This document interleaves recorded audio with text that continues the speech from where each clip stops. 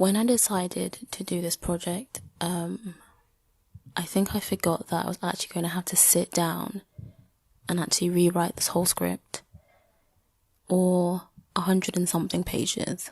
So now the real challenge begins.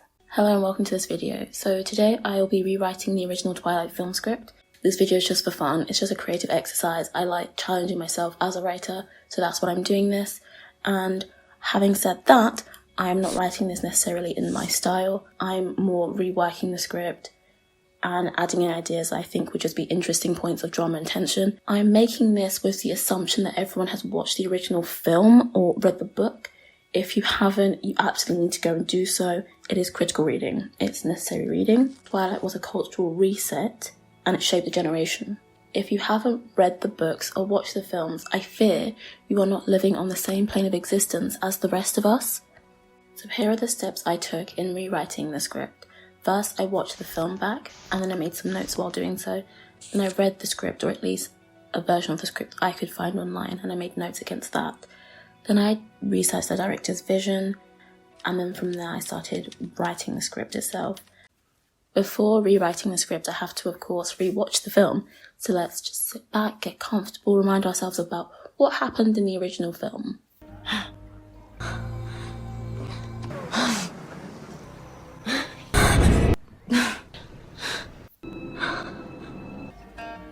Breathtaking stuff. Bella really just likes air, doesn't she? Let's talk about some of the fundamental issues with the original franchise. First, are you telling me Bella carries that tiny cactus in her hands through security on the plane to Forks? The second issue, the monkey man line. The spider monkey line. The idea that Bella falls out of a window has always made me itch. So sorry, how big are the windows? So sorry, what is the force of her body that she could break through glass? You can't just fall down the stairs and then tumble up and out a window. Unless she's more powerful than I thought, or that breathing gave her superpowers. Never made sense. And this is an actual, real, serious issue. Why does Edward watch Bella sleep? Let's not romanticize nonsense. So here are some sound bites from my process of writing the script many moons ago. I'm not sure why. I think maybe just poor time management. Each writing session only ever seems to be about maybe 4 hours at the most. And so I'll start really late, maybe 8, 9, 10, some nights. And the latest I've stopped writing is about maybe 1 or 2 in the morning. So I think I need to just give myself a day where I just sit down and that's the only thing I work on, but life's got a lot going on, so it's a bit tricky. So we need to work on the baseball scene. I think the baseball game itself is very cool. We're going to leave that as it is. You know, we all love that scene. But the scenes following it, when James shows up and then decides he wants to eat Bella, I just think those scenes need to be a bit more smooth. I think it's just a bit awkward the way they choreographed that scene originally. So that's just something to work on. So I've been writing the script for about a week now, I think 6 days. About to be day 7, and I can't believe I've only written 19 pages. Thought I'd be much further along. It seems that I can only really do 4 or 5 pages in a sitting, which is really strange. Hopefully over the weekend I can make more groundwork, because I don't want this to take like a month to write. One of the difficulties that I'm having is the software I'm using to write the script lags a lot, so I'm not really seeing what I'm writing in real time. I have to wait a couple minutes and then it shows up, and so that's really slowing me down because, you know, I have to go back, sort out typos, rewrite sections, blah blah blah. So it's taking a hot minute. Managed to find a new software so I can actually type and see myself typing in real time without the lag, so that's been good. I think I did about 10 pages the other day, so that felt quite rewarding. Should actually be able to finish this sometime soon. Writing the scripts has taken a lot longer than I thought. Yeah, I don't know, I've been at this for a while, I guess because I'm not doing it every day like I'd planned, and usually I'm only writing for a couple of hours a day. Maybe I need to commit a whole day and wake up early and try and do that and focus on that properly and see if I can make more headway, but we're getting there. It's just, I thought I'd be further along by now. So I finally finished writing the script. I thought I'd be able to power through it in about 4 hours, but no, I don't even want to know how long it took me, but it took me a long time. Stayed up till 1 a.m. We had to bash through about 20 or 30 pages all at once. Big commitment, but we're done. And I feel good. So on to the next stage, which is animating this bad boy. Time to talk about some of the major changes I'm going to be making in the script and why. First of all, I thought about changing the races of the characters. I got this idea from doing some research into the director's vision for the film, and she said that she had thought Alice could be Japanese, and I thought, that's interesting. And then when I played around with that idea, I thought, we can do something with that.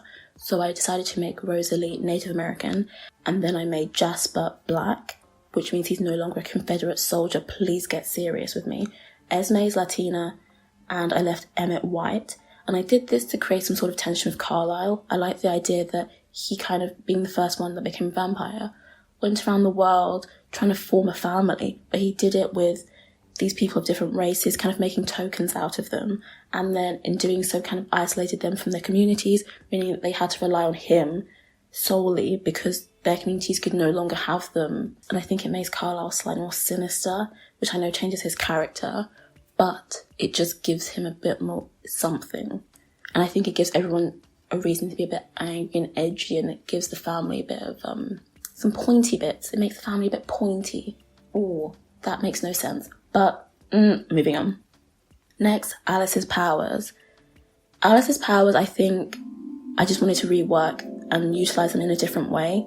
I like the idea of her seeing visions with abstract, maybe blurry images that she doesn't quite understand immediately. And then as those events draw nearer, it all starts to become clearer and she can kind of see the picture for what it is.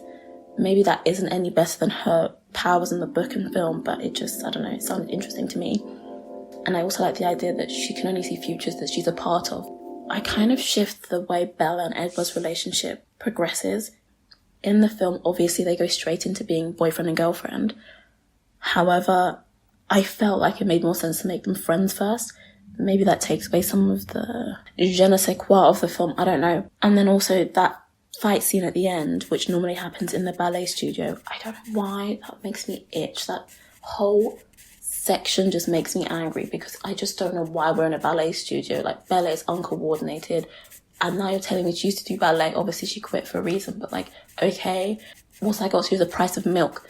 I thought we could have that fight scene as she's trying to leave Forks. Another change, I think in the film we don't see a lot of Charlie and Bella spending quality time together, so I just thought it could be kind of cute if they cook together. I thought Bella needs to have like one skill, for goodness sake. And then here are the points that I kind of constructed in my version of the script. So Bella moves in with Charlie, same as before. She connects with Jacob. Edward thinks she's smelly. She becomes intrigued by the Cullens. Here's where we start to diverge a little bit.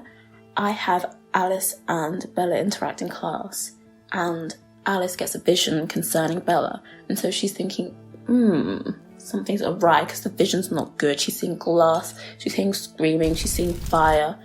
Never a good combination.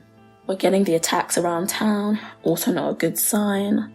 Then we get Edward stopping the van from hitting Bella. Again, the gaslighting, how lovely, how wonderful. Jacob is a chatty Cathy, and he says blah blah blah blah, my people come from wolves, JK JK, but also like that's the truth. And this is also where we start to diverge a little bit, because remember I said I made Rosalie Native American.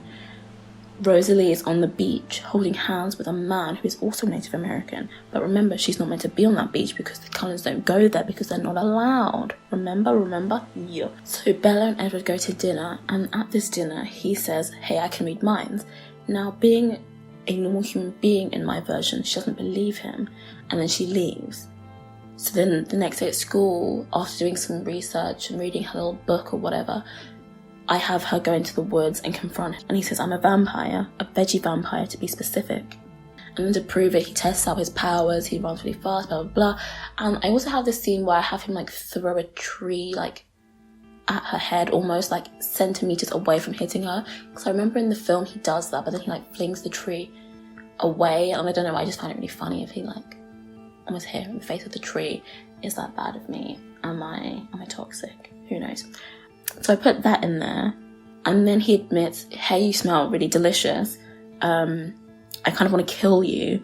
And in my version, she starts quaking in her low-rise plimsolls. So she's not kind of into it like she is in the original. Understandable. Then I get Alice and Bella together by making them partners for a school project or something. So that's how Bella ends up visiting the Cullen house, reluctantly, obviously. While there, she interacts with Rosalie, and Rosalie admits that she was on the beach that day because she was seeing family. ... Ooh. So here I insert a scene of Rosalie on the beach that day from her perspective. So her distant relative Sam, if you remember Sam for the original, he was just one of the members of the clan, is it clan, tribe, what's the word they use?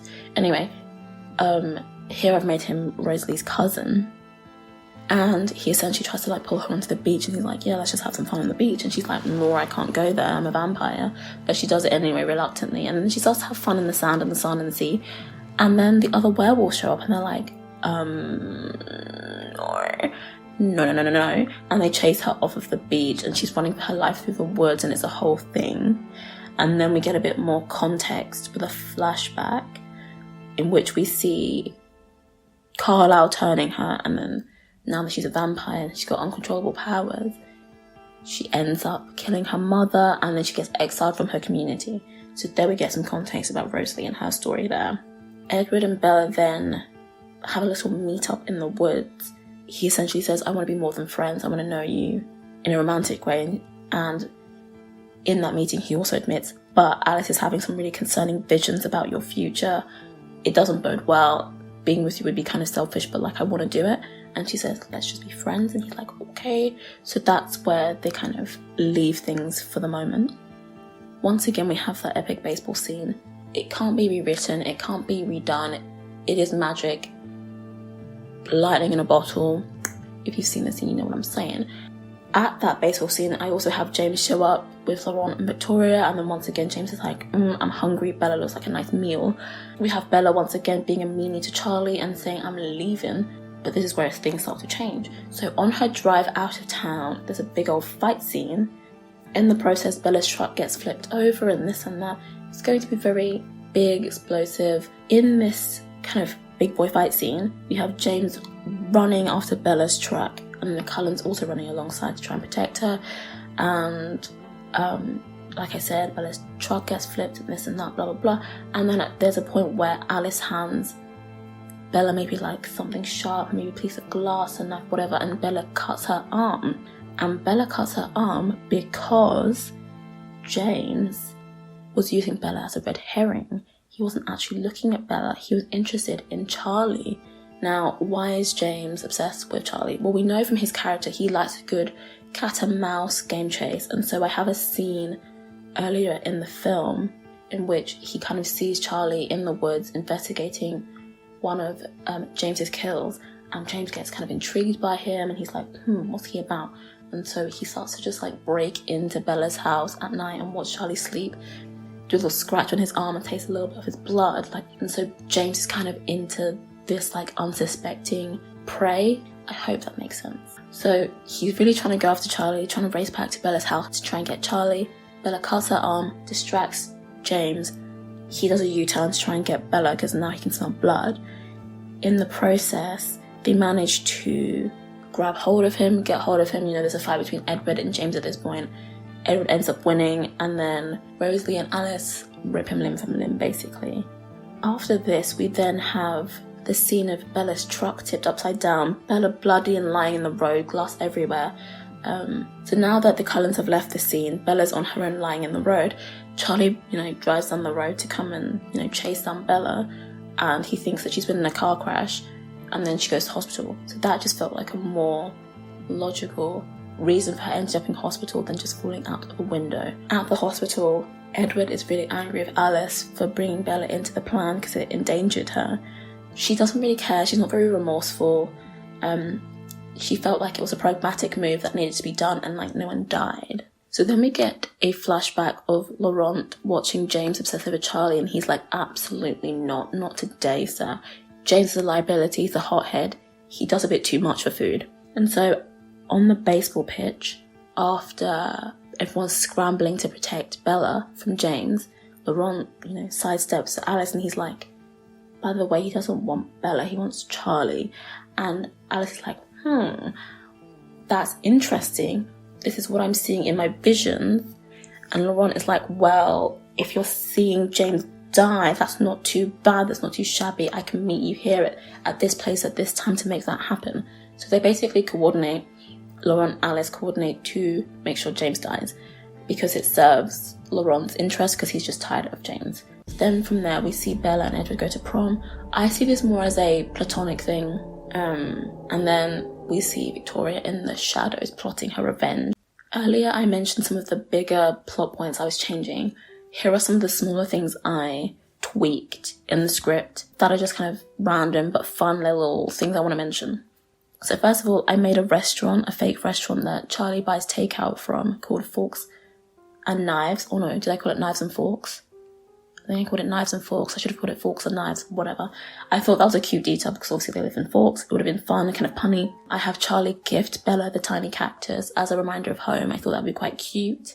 I have Bella go to gym before biology where Edward thinks she smells, and I think there's the chance that she's just like, ooh, I smell from gym, and then she's just like extra paranoid that she genuinely smells, I'm pretty sure they have like a field trip in the original where they go and look at like dirt or something, or worms. I don't even care. I scrapped it. Who cares? I make the vampires react to sunlight differently. So instead of sparkling, the beams of sunlight kind of tear holes into their bodies. Kind of weird, kind of creepy, but also hypnotic in its own like weird way. I think in the original, Bella encourages Angela to ask Eric to prom. In this version, Angela just decides to do so. I felt that even though Angela is a side character, she should have conviction towards something. So in her own teeny tiny way, that's her being like, ooh, I've got character, I'm deciding to do something.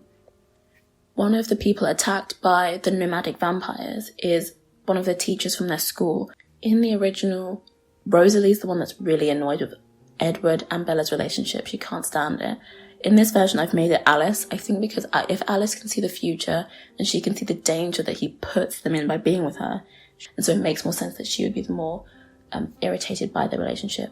But she's also kind of coming from a place of pragmatism rather than, I think Rosie was jealous that Bella could have children or something, so it's not that. It's not that Alice is just pragmatic about their safety. Edward only enters Bella's room when she's awake, and that's a very minor scene in the film, but again, no creepy watching you sleep nonsense. I transferred that to James with Charlie, shifting the relationships there a bit. So yes, that is how I rewrote the original Twilight script for fun. It was a whole saga and a half getting to this point, but I had a lot of fun doing it. It was a cool creative exercise. If you would like to read it, it is on Patreon. If you do end up reading the whole thing, I'd love to know your thoughts. And in the comments you can say what ideas you would have put into Twilight to change things, rewrite the script, because we can. Yes, so here are my social medias, and if you want to follow, you'll follow. If you want to subscribe, you'll subscribe. And I'll see you in the next video. Bye!